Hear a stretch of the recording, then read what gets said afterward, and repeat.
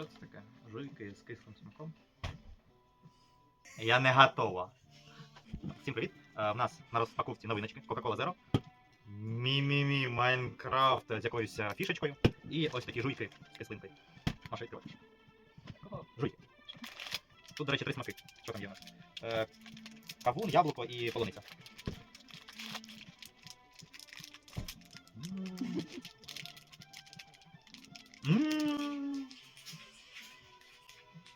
Кисла, а? На це і розраховано.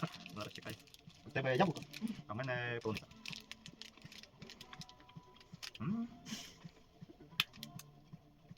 Майже так само.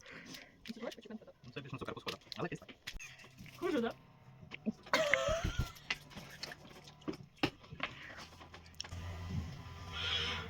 Смачно. А у них, кстати, ще веганські.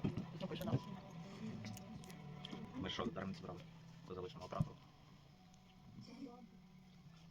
Бухни.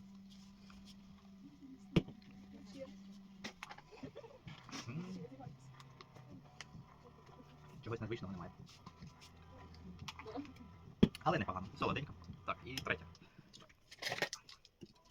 Це оці фішечки треба збирати.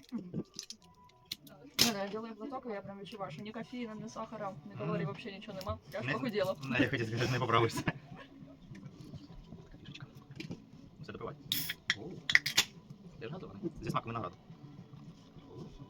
Диви.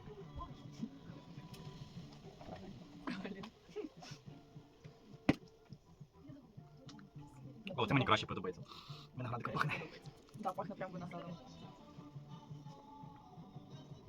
Блін, і на вкус як виноград. Ну це прям вкусняшка. Прям нямка. Коротше, рекомендуємо цукерки. Це смачне. До побачення. Алкашня.